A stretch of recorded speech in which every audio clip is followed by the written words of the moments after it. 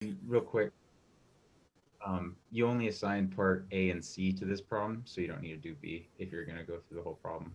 Perfect. Thank you for the reminder. Mm-hmm. We'll just scratch B right off the list then. Okay, so this is 3.3, number 34. And we're supposed to know that the 3x4 matrix A has S as the only special solution. Oh, whoa, hang on. What does that mean? That means that S is the only way you can get AX equals 0. Yeah, I'm a little leery, or yeah, I'm concerned about that. So here, I think is what I know. I know that AS equals 0. Mm-hmm. That seems like at least part of what they're saying. Yeah. You guys with me on that? Where does that mean S lives? In the null space. Okay. S is in the null space, which is a subset of the Domain? domain. Very nice. Okay, so then let me think, what else do I know about A? I know A is a 3x4 matrix, which means it maps R what to R where? 4 to 3. Okay, this takes 4-dimensional vectors, turns them into 3-dimensional vectors. And what I know is that S is at least an element of the null space. Do I know that there is at least one more element of the null space?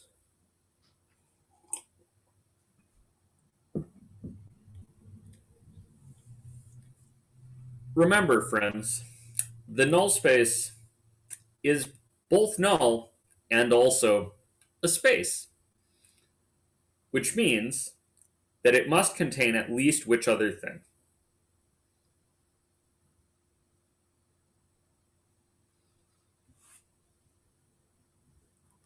Sorry, can you repeat that? The null space is both null, in other words, stuff mapped to 0, and also a space, which means that it contains at least one more thing besides this vector S. All multiples of it? Good, it contains all constant multiples, and very specifically, it must contain the 0 factor. Oh, yeah. You guys with me on that? So I know for sure that A maps 0 to 0. That is a thing that all matrices do. They cannot help it. It is just the way that they are. So in this case, I know that there are at least two things in the null space. There's there's S, this vector, and also 0. You guys with me on that? Okay. So now let's think through some of this. When they say the vector S is the only special solution, what they mean is that everything in the null space is a constant multiple of S.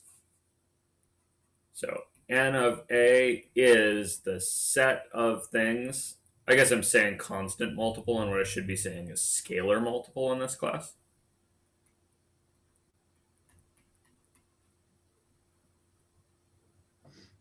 Can you guys read that garbage? That's CS with C and R. Mm-hmm.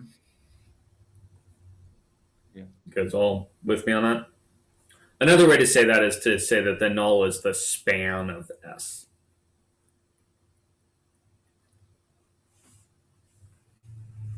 Good? Questions? Things? Okay. So now, if I'm thinking, oh, for part A, what's the rank? Okay. So what's the rank of A? Did I define that word yet? I don't know. I don't think so. Not in class. Okay, cool. So let's define that word now. So the rank of a matrix A is and there are going to be several criteria here. First thing it is the number of independent columns.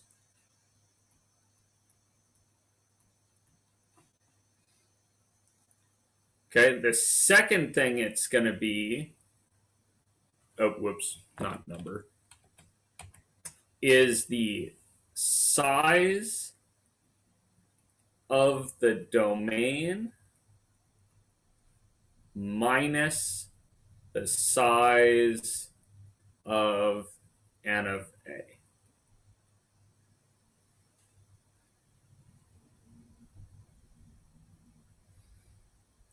This second characterization is maybe not really the definition. This is a thing called the counting theorem. But it's so important that I just want you to take that to be part of the definition. The definition is really that it's the number of independent columns. There's one more characterization I can give here, which is that it's the number of non-zero pivots.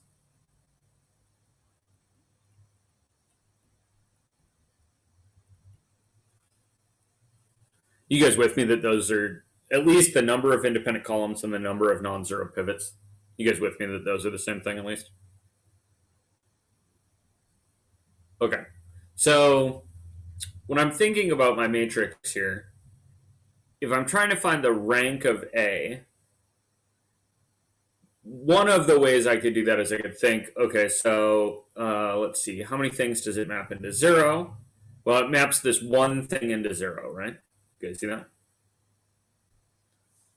So the size of the null space is like the number of linearly independent vectors in the null space. And I'm jumping a little bit ahead here because really what I want to put here instead of size is dimension. But I don't have a good definition for the word dimension, so we're just going to kind of wibbledy it for a day or two. We'll get dimension next week, and then this will make a little more precise sense. Jordan's shaking his head at me. I want the definition of a dimension right now, Joe. Okay. So the definition of the dimension of a space is the number of linearly independent vectors that you can conjure up in that space. Now, what I've just said should probably be taken with a big grain of salt because it is not an evidence that that is constant in any way. It is, but there's some work to be done here. For right now, you can take it as the number of vectors in a minimal spanning set. In the case of my null space, I have one vector spanning that set, so it really seems obvious that my null space is dimension 1. Does that make sense? And I'm going to go ahead, since Jordan made me define it, and use the word dimension now. That's what you get. Okay, so I got 1 here. Does everybody understand why I got 1 here? Okay, now having thrown out what the counting theorem says, what is the size of the domain of A? What is the domain of A?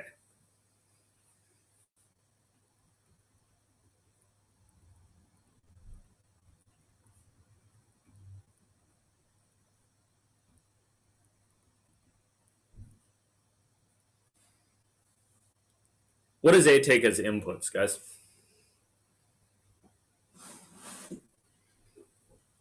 Is it 4?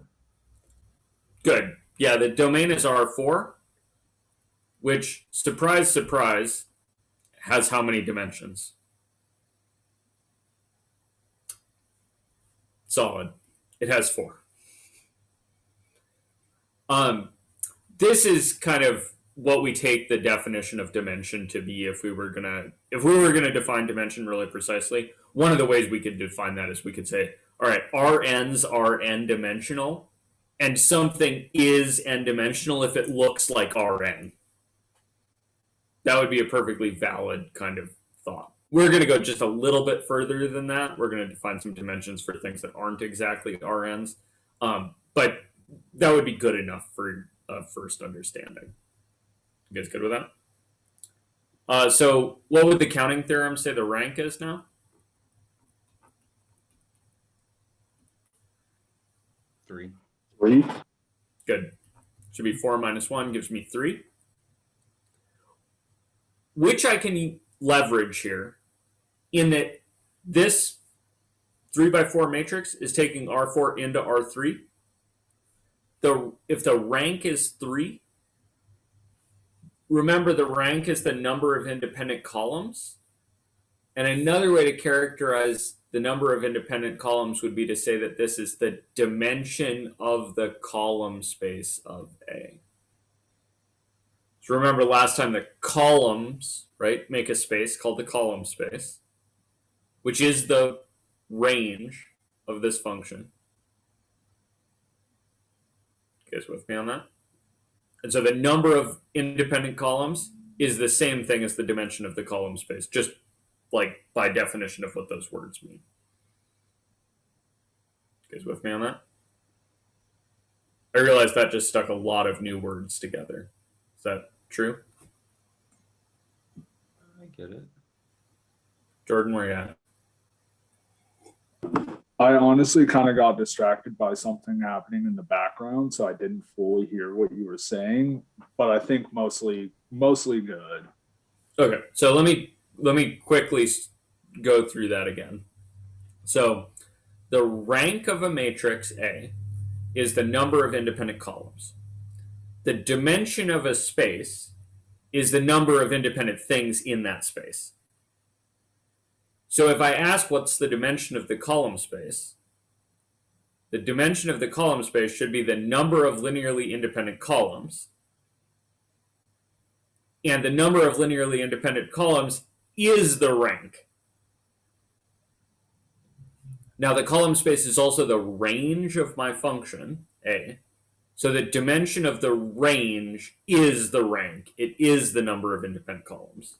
Yeah, that's what I was going to ask. So the matrix A maps R4 to R3. So R3 is going to be the rank, correct? Not necessarily. The rank can be at most 3. Right? Does that make sense? Because it's got to fit this thing into R3. So the best it could do is cover the whole thing. But it doesn't have to cover the whole thing. It might smash everything to 0. Does that make sense? In that case, what would the dimension of the image be? Sorry, I just said image. What would the dimension of the range be? 3. That would be the dimension of the codomain. But if it smashes everything to 0, what's the dimension of the 0 vector? 0. Perfect. Beautiful. I mean, does it have to be? Can't you have like a 0 vector that's like 0, 0, 0, and it'd be like a 3-dimensional 0 vector? Sure, it can live in R3, but the space, right, the subspace that is just the 0 vector by itself is a 0-dimensional space because it has no linearly independent vectors in it. So could you think about the rank as a subspace of the codomain? You can think about the column space as a subspace of the codomain, and the size of that column space is the rank. Okay. Does that make tons of sense? This is a really cool spot because this kind of wraps a bunch of concepts together into a pretty cool little pile. And we're going to play with this little pile some more. One of the things on here, the front of this book, right? This little box here is the domain, right? You see that? Domain on this side. Codomain on this side. The little green one is the null space. It says AZ equals 0. And then this whole green one is going to get crushed to that 0 there. That's what that kind of part of this means. We're going to explore some more of this. There's a solid reason that these two boxes are the same size. I assume later we'll be like kind of going over more visual representations of these spaces. We're going to have a hard time going over too much more visual representation, but we'll get there a little bit when we get to eigenvectors. Okay. I'm going to draw some pictures as we go, but part of the problem is that these things are interesting when they're high dimensional, and when they're high dimensional, they're hard to draw. All right, so let's recollect here to our question that motivated this whole discussion, which was, what's the rank of A and the complete solution? So the rank, I believe, is 3. You guys with me on that? Now the complete solution to AX equals 0. So if I'm answering questions, A. Rank of A is 3. The way I got 3 was I took the dimension of the domain and subtracted the dimension of the nullity, right? The null space. All right, so that got me rank of A is 3. Now they wanted the complete solution for AX equals 0. And that's going to, so if AX equals 0, that's going to imply X is some constant, some scalar, times S. Had there been multiple special solutions that were linearly independent, I would have here added them together. Right? This is just saying that X is something in the null space, and all things in this null space look like a scalar times the vector S. Had I gotten 2 S's, right, 2 special solutions, 2 things that map to 0 that were linearly independent, I would have CS1 plus DS2 or something. Does that make sense? Okay, so that is part A in a nutshell. All right, part C. How do I know that AX equals B can be solved for all B? This is where I'm going to have to argue a little bit using sizes. So from A, part A, we know, what do we know from part A about the size of the range of this thing?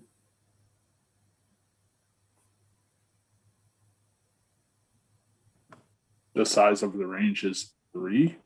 Good. The range is 3-dimensional, right? Perfect. So we know that the dimension of the column space of A, right? I'm going to keep doing this where I say the range and then I'm going to write down the column space of A because I really want those 2 things tied together hard in your heads. Is that cool? I don't care if it's cool. You guys have to do it. All right. So the dimension of the range is 3. And the dimension of the codomain of A is also 3, which means, and this is cool, because we're going to get to learn yet another new word, but this one's really intuitive, that A is what's called onto. It covers the space it maps at.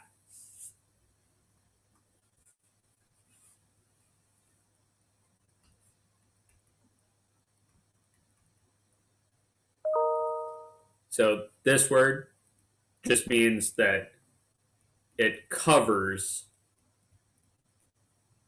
the codomain.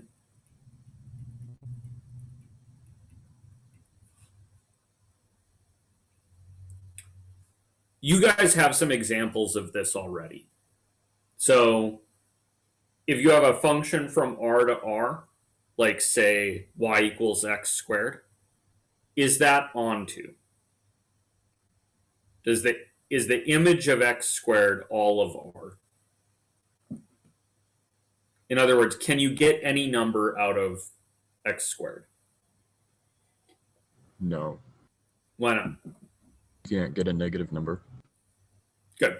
Yeah, it only covers the positive numbers. It's aiming at R, right? That's kind of the codomain I'm thinking of. And so it is not onto, which means I'm going to have problems trying to cobble together an inverse, which is kind of exactly why we know and hate square roots, right? Because they're not really a full inverse, they're just kind of a half-ass one, which happens. In this case, what I'm finding is that because this thing covers that codomain space, right? Because the size of the range is the size of the codomain, they must be the same space, and then I can undo this function. So A is going to have a partial inverse, which means that I'm going to be able to solve all the AX equals B's. I know it doesn't have an honest inverse, though. Why do I know it doesn't have an honest inverse? It's not square. Good. For one thing, it's not square. A matrix has to be square to have an inverse. And this is actually why. Because if it maps R4 into R3, it had to lose something in the process. What did it lose in the process? Well, it lost all the scalar multiples of that vector S.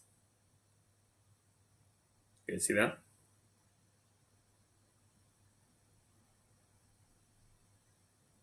Questions, thanks? Did I get your question in here, Jacob? Yeah. I had a different thought process. I thought since it's short and wide, I thought I could just say it has infinitely many solutions for B's. So certainly, if it's solvable, it will have infinitely many solutions. That's true. Okay. The kind of special counterexample to that would be this kind of zero matrix I was talking about before. Sort of tangentially related example. Oops. I needed a 3x4 matrix. Fill it with zeros.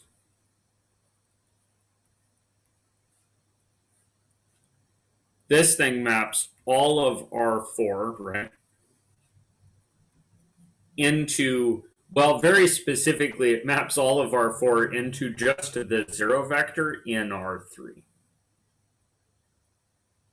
You guys see that?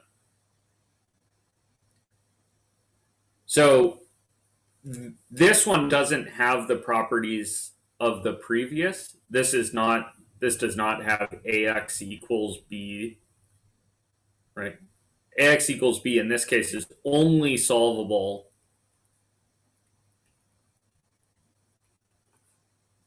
if B is 0.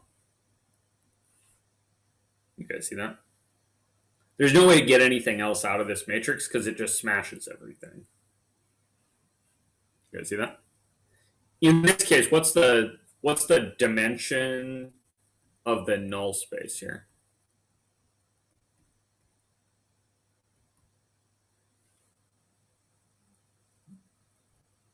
Three. Or no, sorry, 4. Good. I was thinking of the rows. So the dimension of the null space is 4.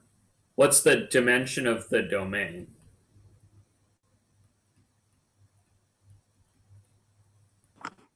Also 4. Good. Also 4. What's the rank of this matrix?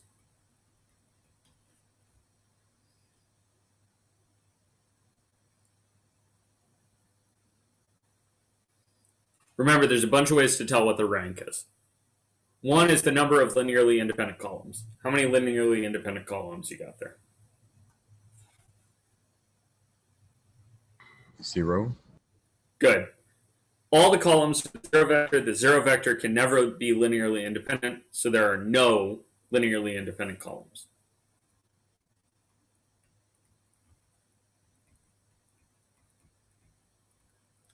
Another way I could tell is I could look at the image, right?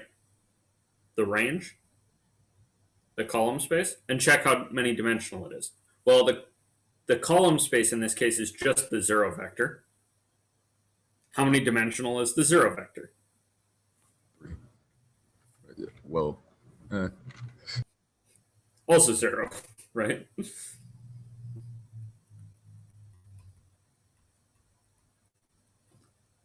Another way you could do it is you could get the counting theorem out. The counting theorem says the rank is the size of the domain minus the size of the null space. So that would be, in this case, 4 minus 4, which is, drum roll please, also 0. Damn it, Jordan. All right, so this matrix is a little funky, right? Things are going to be available between the one we just discussed and this one. The one we just discussed does the kind of best available job of cramming R4 into R3, right? It only loses a single dimension, which is just barely enough to get from 4 to 3, right?